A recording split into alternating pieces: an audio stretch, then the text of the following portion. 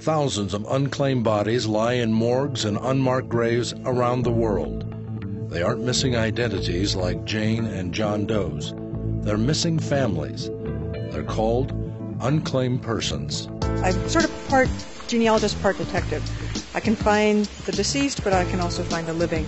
And so that gets me into some strange territories. My job as a death investigator is to determine not only the cause and manner of a person's death, but also their identity, and to find family and to make notification of the family. A definition of an unclaimed person is the remains of someone that we cannot find family members. People who the coroner can say who they are, but they just don't know where the families are. And when all else fails, where do we go? And we found that the genealogist is really an outstanding resource for us.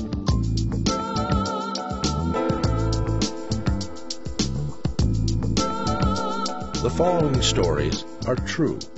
My first time that I worked with the coroner's office was actually sort of an accident. I was just reading a newspaper and I tripped across this article about the situation of these people who are essentially unclaimed people whose next of kin just can't be found. And I was reading about a couple of the actual examples they gave, and one of them made a fleeting reference to a particular case where they actually had the fellow's family Bible. And that's what made the connection for me that, maybe I can use the genealogical sleuthing skills to find these families as well. I cold called this particular coroner's office, and I explained who I was and that I had some experience at this kind of thing, and I actually offered to visit. It wasn't too far from where I lived, and so they said, sure, come on by. Well, this should be interesting. This is my first time visiting a coroner's office. Let's see if we can help them solve a couple of their brick wall cases.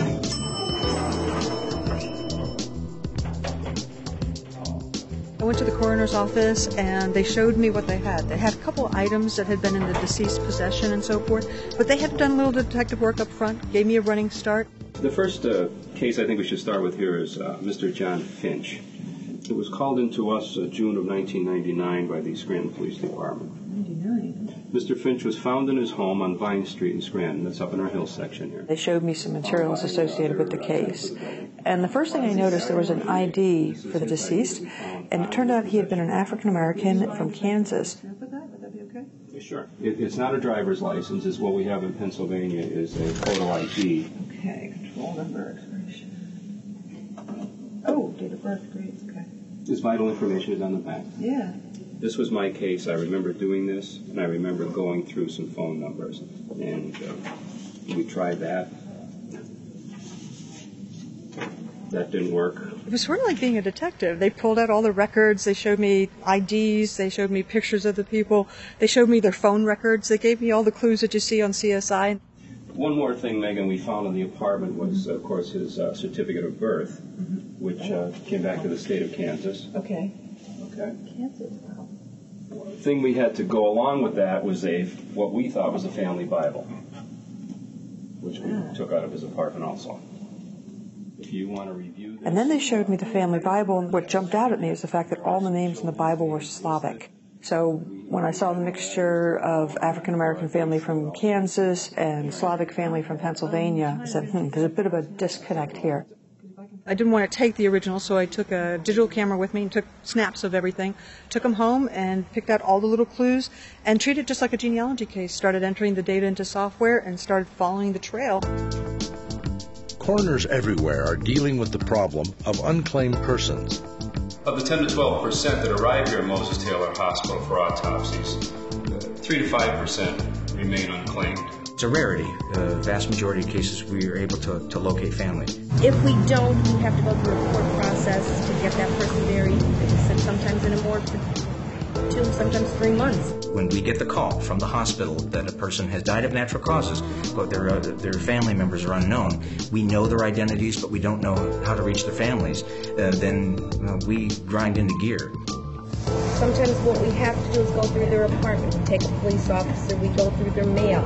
We look through all of the individual's personal property. Searching the computer for names and relatives. If they don't pan out for us, we just go to the phone book. We'll get the phone bill, see who they're calling. Call these people and ask them, how are you related? Do you know this person? Medical records. Calling hospitals to see if these people have ever been in the hospital. We talk to the root mailman. We'll talk to neighbors. We take everything back here And we sit down and literally go through everything. We must make a good faith effort to attempt to find and notify the families of persons who have died in our county. I went surfing on the internet and I stumbled across a site called Unclaimed Persons. For me, it was a playground. I know that sounds a little strange, but it's true. Lists with just a few clues about people who are unclaimed persons. I just started picking people from the list and tracking down their families. And I called the coroner's office and said, hi, you don't know me, but I saw your list, and here's the next of kin for a few of your people. And they were sort of startled, a little bit surprised. Deputy Coroner Randy Eamon put her to work on another difficult case. Mr. Higgs passed away in November of 2005.